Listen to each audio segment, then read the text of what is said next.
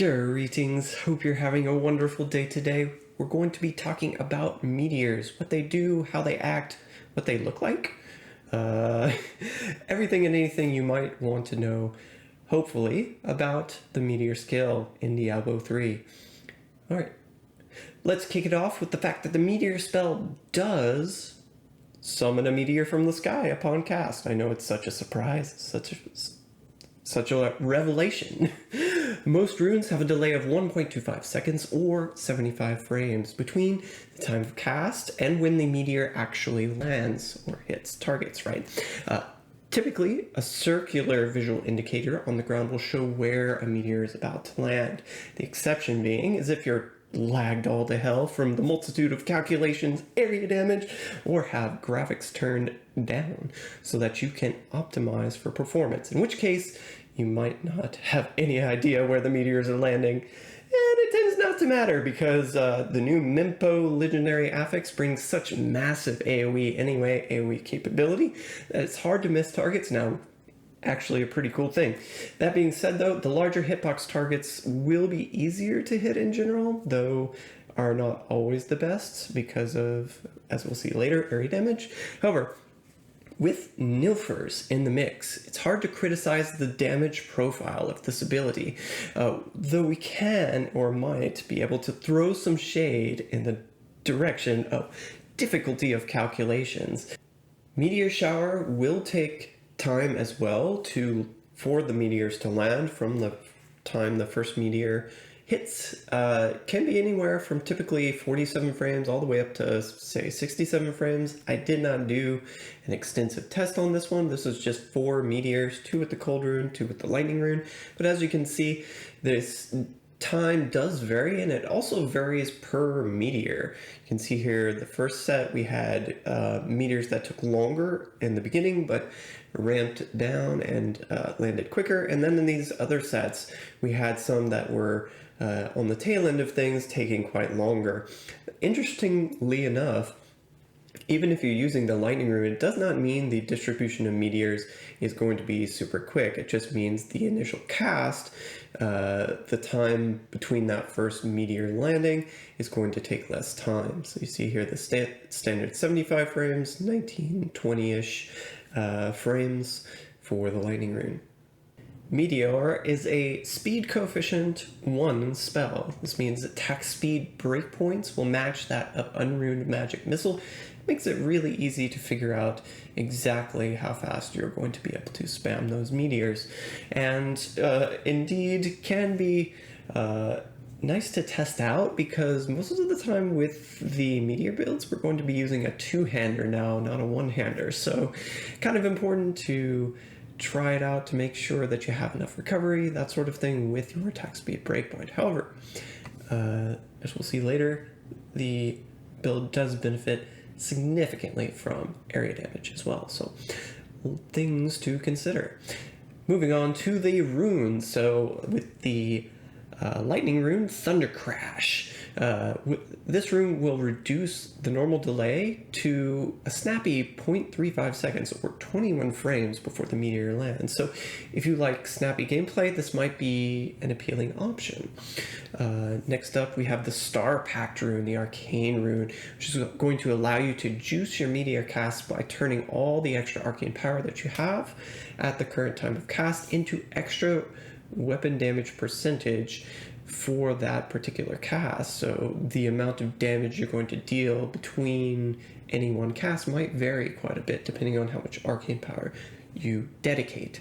If you like big hits but typically longer reset times, this rune might be appealing to you as well. Then again, if crowd control, blinding but appealing visuals are more of your thing, consider Comet, the cold rune, as the 1-second freeze and ability to chill at range before even the first damage instance occurs is very handy for a lot of builds. Now, between the fire runes, Molten Impact adds only 8 yards to a base 12-yard ability radius, going up to 20 total, making its 15-second cooldown kind of laughable, especially with the Mempo legendary affix now in play. Now, Even more laughable is the Meteor Shower rune itself, which is still set to a small 8-yard radius.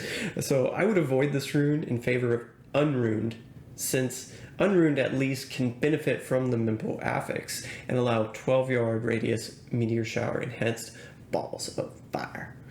The outer radius of the Mempo Meteor Shower is about 30 yards. Don't quote me exactly on this. This is just a general estimate of around the cursor. Mempo meteors land randomly within this radius. Range is limited to 60 yards to how far your cursor can be when you cast the meteor, though it can be difficult to initiate meteor casts longer than 50 yards, depending on what aspect ratio you are playing at and at which direction your targets are positioned in comparison to your own character.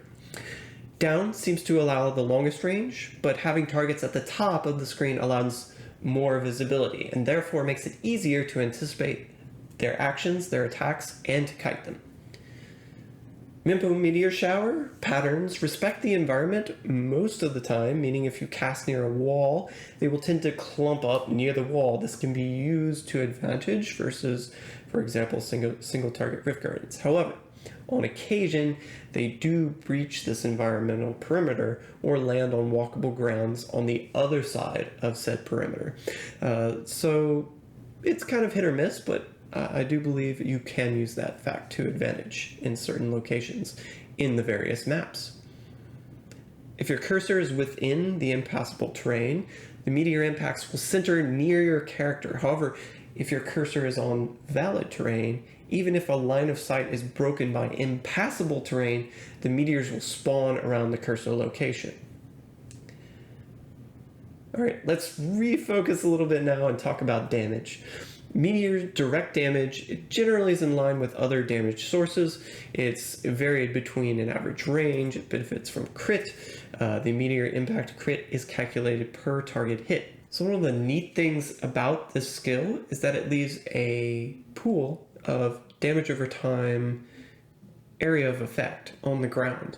And how this works is that the first damage over time tick is actually rolled into your initial damage hit. So your meteor impact, boom, but it's also affecting you with poison a little bit extra initially, like up front. Subsequent damage over time ticks will occur every 20 frames, and this is such a short duration in my opinion, it's might even be too often, so we'll discuss that in a little bit. This happens 9 times. Damage over time values are all the same. Assumingly, this is an average of weapon damage and including crit hit chance and crit hit damage as a multiplier in this value. Damage over time display is different though, significantly different. The damage display begins 60 frames after the initial impact. Dot damage display occurs every 40 frames up to 5 times. However, the damage display values for the dot damage do not match the damage it's actually dealt within the last 40 frames. So it's super confusing. The damage indicator is not at all representative of how much damage over time you've taken within the meteor pool. So kind of confusing. Notably, the visual indicators for the meteor itself last a very long time after the meteor damage over time instance has stopped dealing damage. Visual meteor artifacts such as the Comet's icicles, they don't fade until about 40 frames after the last dot damage tick, and the visual ground effect doesn't fade until about 80 frames after the last damage over time tick. So it's very interesting that you have this large gap of time where there's a visual effect on the field of battle, but it's not doing anything, basically.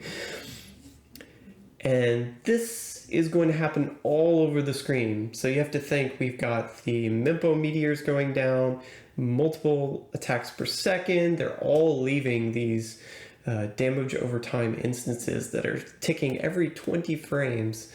As you can imagine, this is pretty bad. So we have here a plot of a specific meteor. I threw at a zombie and it ticked on the zombie for the full duration. Tracked not only when the damage instances occurred, looked at the zombie's health, subtracted, got the exact values, and then we have the displayed damage that occurred in as close as I could fit it to where it was actually occurring. And you'll see here, notably, the sum between... There are a lot of things that support this theory that the damage is being rolled in, at least for the first tick, into the initial damage hit, because we have here... when you sum up the number of frames between all of the damage over time instance ticks, aside from the first one, you only get a value of 160. We're expecting 3 seconds total, which would be 180. So if you add those 20 in, you get the 180 as expected. We're also seeing a damage value here that is much lower than expected ratio-wise. We're expecting something close to 32% of the damage to come from our damage over time instances. However, what is actually occurring is that we're only getting close to 25% damage if you're only including the damage over time instances in the sum. If you were to include another portion of this, it wouldn't quite equal 32%, but you could get closer up to like 28% total if you were to include this value and subtract it out and add it into the damage over time sum. So this is notable. Another thing is you can see here the damage display, you shouldn't pay attention to it at all. It's not representative of what is actually occurring on screen, especially. So the damage over time is a more large contribution to overall damage than I was thinking. Allows for a nice damage profile, and also will scale up because you can stack it on top of itself, and we have the Mempo of Twilight Meteor Shower coming down now. It's a little bit easier to do that to give you a little bit more of an AoE-like effect. However, it does not benefit from area damage, so there is a limitation here on the higher end of pushes where it's not really going to benefit you at all in that scenario. However, for speed rifts, it's going to be great because it'll help you whittle down trash mobs and finish off enemies, this sort of thing, which is nice. One of the other side benefits is the chance to proc. We have a lot of opportunities here with the damage over time frequency being so low, which is quite nice, and we'll be able to talk a little bit later about the other benefits that come from that. So when it comes to area damage, you just... Scaling with this build is pretty insane because most of the damage types are going to benefit from the area damage, and high density situations, the damage scaling is very nice with this particular ability. Manual meteor impacts are going to benefit from area damage. Not only that, but the Mempo of Twilight meteors that are sent out with the Meteor Shower affix, those are also going to benefit. All of them that come out in the individual casts, those are going to benefit from area damage as well. On top of this, your Taurasha 2-piece procced meteor impacts, if you are using Taurasha, those also benefit from area damage. So you don't really, it's kind of free and easy. You don't really have to worry about area damage not proccing in any particular scenario. The only thing that doesn't benefit from area damage, as far as I can tell, is the damage over time instances, which very happy that that's not the case, actually, to reduce the number of calculations. So pretty cool. Now we will go over a few mechanics that will not only keep your character safe, but also help you deal damage at range. So starting up first on the list, we have Temporal Flux.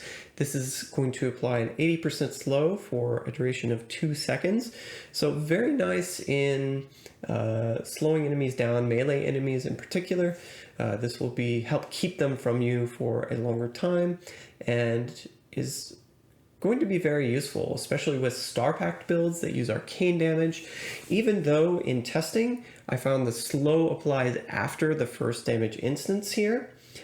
It doesn't matter as much with the Mempo Meteor Shower, sending out multiple meteors per cast, and also the damage over time effect just spreading the tick damage all over the screen, reapplying this slow.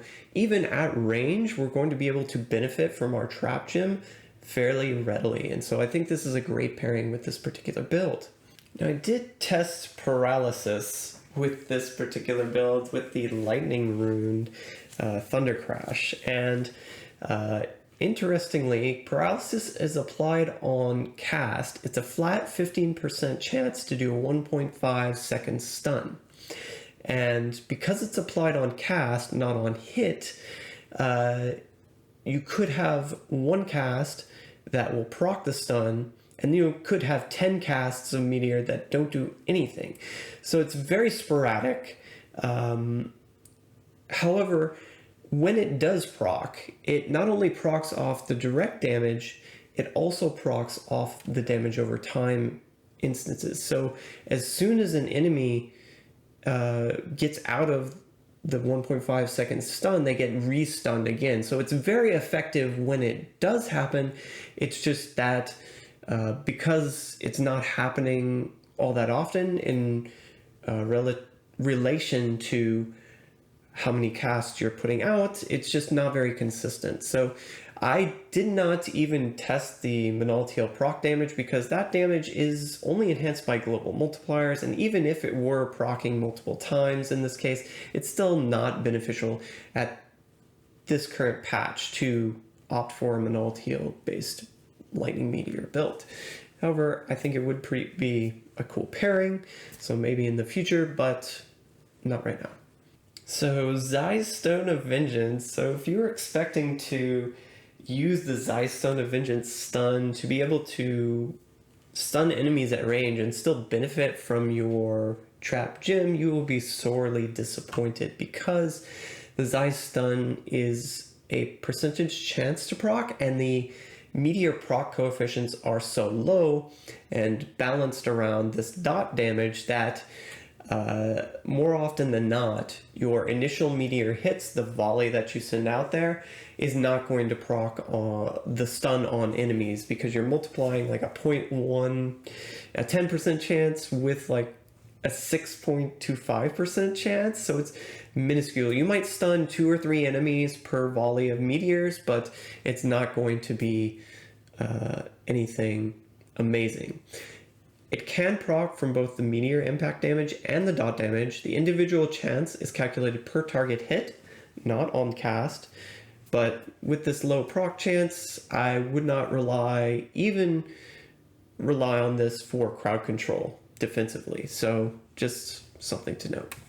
Arcane Dynamo is going to work very well with a lot of Meteor builds. Especially on push scenario, I can see it working very well.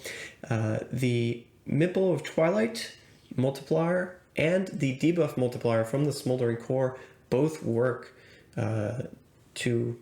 with the Arcane Dynamo 60% to give that bonus increase. Now, it will apply to all Mempo spawn meteors and the benefits from the core debuff. However, Dynamo does not synergize well with the core because you may very well drop your core stacks on some or all of your targets while trying to stack up the Dynamo because it takes so long to do with such a short 5-second duration. Remember, we have to stack up Arcane Dynamo 5 times, so there's a great chance for that to drop.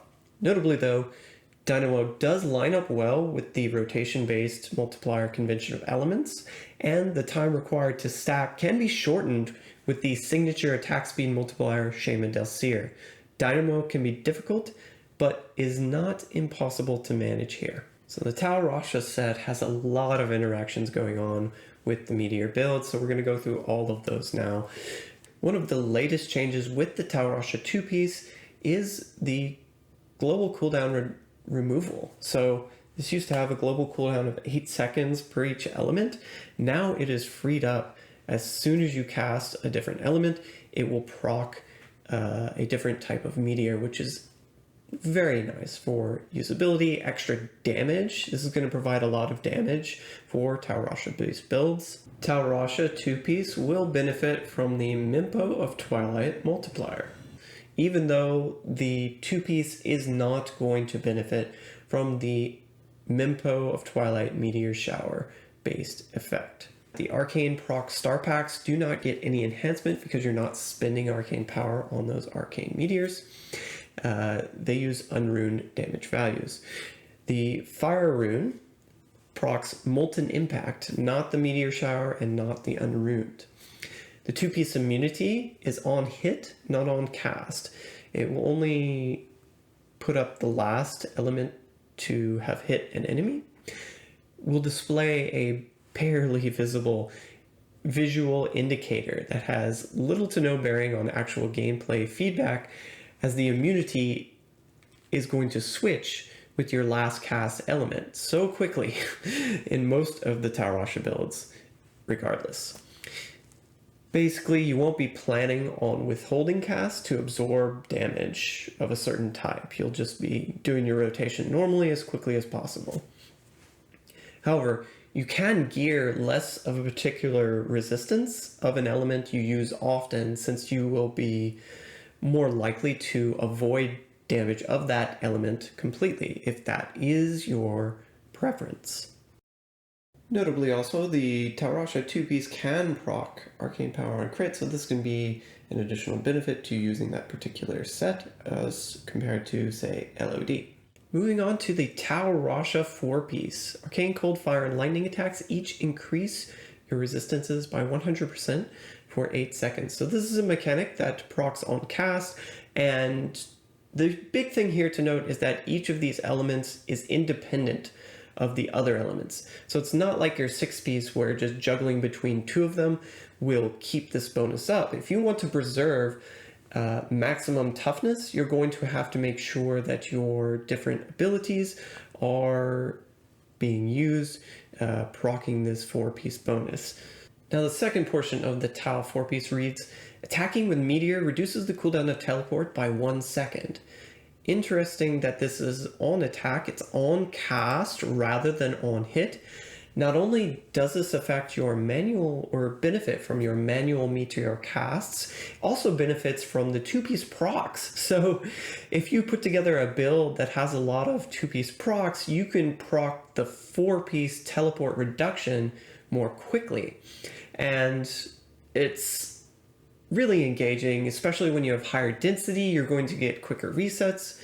Less density, however, will mean less resets. So you can place additional cooldown reduction in the build because the cooldown reset mechanic here is factored in after cooldown reduction. However, CDR is not required. You can, this mechanic does leave room to place different affixes. As you can see, the build is very resource hungry. You need a lot of area damage for speeds. You might want attack speed instead of area damage. So there are a lot of different affixes you can opt for, and CDR, in my opinion, isn't necessarily the best thing, but it's still an option there. Legacy Etch Sigil does proc the cooldown reset mechanic as well, notably. So we do have new abilities that proc not only the 6-piece, but the 4-piece and the 2-piece as well. Ice Armor, Storm Armor, and Familiar are all going to be eligible to do this. This is great because it frees up the skill bar for a lot less tight configurations. We're now a little bit more free in what skills we can place on the skill bar. However, it does require a damage instance to come out from these skills to proc these different levels of the Tal Rasha set. So abilities, runes like Shocking Aspect, Frozen Storm, for example, that are going to deal damage fairly readily, are going to be a little bit more appealing perhaps for certain builds. The Familiar, notably, will scale up its projectile attack rate as your sheet attack speed increases. So this is something to note. Notably, the Familiar does not have a lightning rune though, so it can be a little bit more difficult to put in that lightning. For example, if you are running like a Star Pact build, it's a little bit more tight on what options, particularly because teleport only has one element available as well, so maybe that's something that can be improved on in the future. However, I really like the addition of these skills because they allow you to proc your two-piece meteors, and as aforementioned, this will allow you to reset your cooldown on teleport a lot quickly, gives you even more mobility throughout the rift. The Mempo of Twilight now reads, Meteor Shower rune is now applied to all cast meteors and deals 400% increased damage. This is a little confusing because it implies that you have to cast your meteors to be able to benefit from the multiplier, but this is not the case. The Tal Rasha two-piece procced meteors do benefit from the multiplier here. They just don't benefit from the Meteor Shower rune. So you'll get a better spread of damage with your manually cast meteors, but not necessarily being hampered on damage otherwise with your two-piece. So you reverse Archon auto-proc builds or non-Archon based low greater rift fast clear auto-proc meteor builds are still pretty good if that happens to be your preferred playstyle. Meteor Shower based meteors inherit the base weapon percent of the rune chosen. All Star Pact meteors impacts will benefit from extra arcane power that is dedicated toward each cast. The Meteor Shower rune overrides Mempo, so you will get smaller radius impacts and also less base damage percent. So it's just better to use the Unruned meteor if you are opting for the Mempo of Twilight. Notably, also, the Legacy Etch Sigil does not inherit the Mempo Meteor Shower affix. For the Smoldering Core, meteors deal 50% increased damage on consecutive hits to the same target. This stacks up to 10 times. A new meteor hit adds 1 stack in regards to this debuff multiplier and refreshes the timer. The stacks expire all at once, not individually at different times. The stacks will expire if you go more than 5 seconds between meteor hits. What do we mean by meteor hit? Two-piece will add stacks, so two-piece procced meteors, those will add stacks. The Mempo casted meteors from the Meteor Shower rune will add stacks as well. However, damage over time instances or damage will not add stacks. We're only focused on meteor impacts here. You can mix and match the two-piece and the manual cast meteor procs to stack the bonus. In regards to the Nilfur's Boast boots, still relevant, especially now that we spawn more meteors with the Meteor Shower affix from the Mempo of Twilight. Each Mempo meteor proc will proc the Nilfur's higher multiplier on the legendary item separately. So if you have sub 3 enemies, you will still get that higher multiplier in each little meteor that is being spawned. This is advantageous as we benefit from area damage for higher density, and then as density starts to thin out and targets start to die off, the Nilfur kicks in to sustain DPS levels against those loose groupings of enemies. This makes the damage profile of the build more sustained, even in medium density scenarios. Proc coefficients are very important when it comes to arcane power on crit, magic weapon conduit, these sort of abilities especially. So we're going to go over those briefly. Unruned, Star Pact, and Comet will give you the best proc rates. Even though Molten Impact gives you the highest proc rate available, you cannot spam this ability. Additionally, I have observed, though not fully tested, the fact that the Mempo of Twilight will give you the benefit of the higher proc rate. So if you're equipping the Star Pact rune, you still get Star Pact levels of proc coefficient rather than the lower Meteor Shower coefficient, even though you assume the Meteor Shower rune with the Mempo item. Magic Weapon Conduit will be probably the best means of arcane power recovery for this type of build. It's just very difficult to fit in because it competes with Magic Weapon Deflection and other skills in the lineup. But, especially for Star Pact related builds, I am favoring this one quite a lot because it reads enemies hit by your attacks restore up to 3 arcane power. Now this is multiplied by your proc coefficients, but it not only benefits from can proc from your direct hits, but also your damage over time ticks. And remember, those are spreading on the ground quite widely. Ticking over time gives you, especially when you're hitting multiple targets with those effects, much greater returns of arcane power as compared to arcane power and crit even. So definitely favoring this one quite a lot. At one target, this is going to be about 0.2 arcane power expected per 20 frames, but over the course of an entire second, this is closer into 0.6 arcane power per second. Smaller values are returned here, but it's much more consistent because we don't have to do that crit roll in the first place, and it also scales well with density. In regards to arcane power on crit, damage over time instances cannot proc APoC. This is because these damage over time ticks aren't separately allowed to crit. Crit damage is assumingly being averaged in. This lowers the value of arcane power on crit somewhat, but it is still a fairly good source of arcane power recovery and a good mechanic to include in your build if you want to opt for it, because of the Mempo Meteor Shower effect, giving us even more immediate instances of meteor damage. Because it rolls against crit, and that's one of the requirements, it means returns will be a little bit more bursty. So bursty returns of higher values, as compared to Conduit, which will be lower returns but more consistent. Resource cost reduction in general will be quite nice to include with meteor builds, seeing as it's very difficult to include both the Magic Moment Conduit and Arcane Power and Crit in the build. In such a situation, flat cost reduction, such as from Prism or from Power of the Storm, become more beneficial.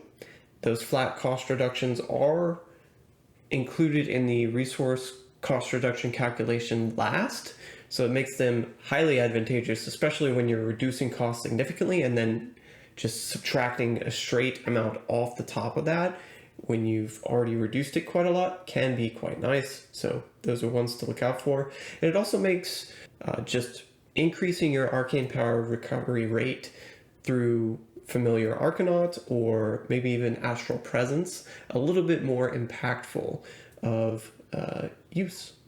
RCR with Star Pact reduces the base cost, which is then put towards extra arcane power spent enhancing the weapon damage of the cast.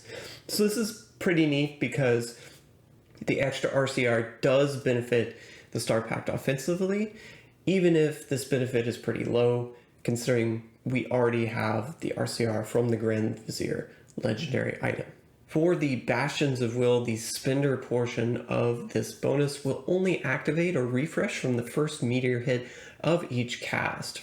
So it doesn't matter which Mempo meteor hits a target first, that will be the only one in which that particular cast refreshes or procs the Bastions of Will bonus. Damage over time, ticks do not refresh this bonus. Two-piece meteors also do not refresh this bonus.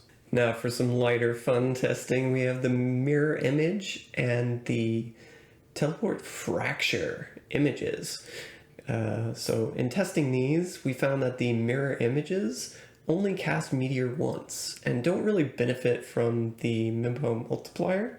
They do benefit from the Grand Vizier, however. So because they aren't benefiting from the Mempo, it really severely limits their use case, and because they're only casting once means they're definitely not worth opting for in any sort of build. Similarly, the teleport fracture images will cast meteor, but the meteor does not appear to deal damage. I don't know what's going on here, but yeah, there you have it. For Bane of the Stricken, recall that Bane of the Stricken has an internal cooldown based on a specific formula, which I will include in the description and splash up on the screen somewhere. But basically, if Bane of the Stricken is on its internal cooldown is active, it will not be able to proc. However, if this has expired, it will be able to add another stack of Stricken to the affected target. And remember, it's a random target in a group of targets pretty much if you're splashing enemies with AoE. So this is mostly just useful for single target scenarios, single target boss killing.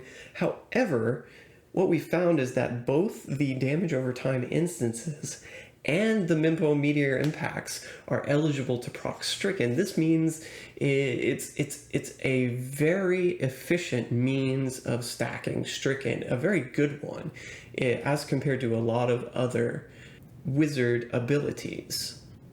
The damage over time ticks are more often useful for builds that are only using Meteor and not attacking with Meteor all the time. So if there are gaps in between your Meteor casts, those damage over time instances being able to proc Stricken will have large value.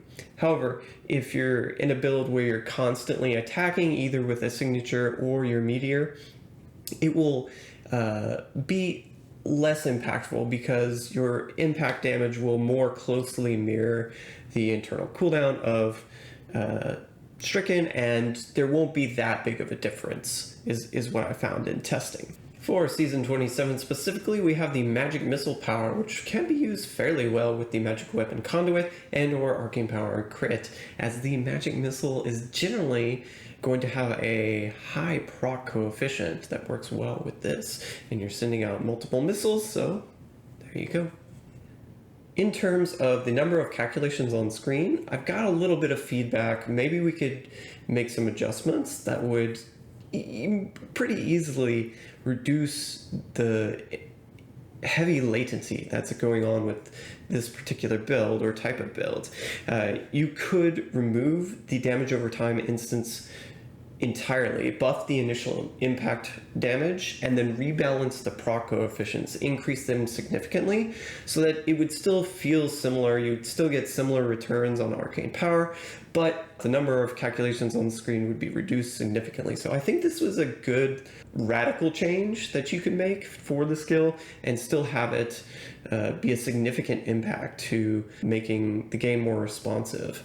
If you don't want to be that nuclear of an option, you can go the easier route and just increase the time between the damage over time ticks. For example, going from 20 frames up to 40 frames per tick, but doubling the damage per tick would still have the number of calculations from the dot damage on the screen. And this is obviously very good because we've got multiple meteor casts per second, multiple meteors coming down per cast from the Mempo. We're attacking multiple times per second, and we've got this 3-second duration of dot damage for every occurrence that's on the screen. So as you can see, it's pretty severe, I would say. And I mean, there's also the option of just reducing the dot duration, increasing the damage, something simple like that. So a lot of different things. That's about all I have for this overview. I hope you enjoyed this mechanics information. Mainly wanted to just do it so I could understand how it's working better, see if there were any minor optimizations I can make for my push build, because I'm going to be putting that together and trying that out soon. Unfortunately, I think I delved a little too deep because it would have been more time efficient for me just probably to grind Paragon than to put this entire test set together and, you know, do the video. But I think it's useful information and hopefully will be used for quite a while to come. Anyways, thank you and have a great day.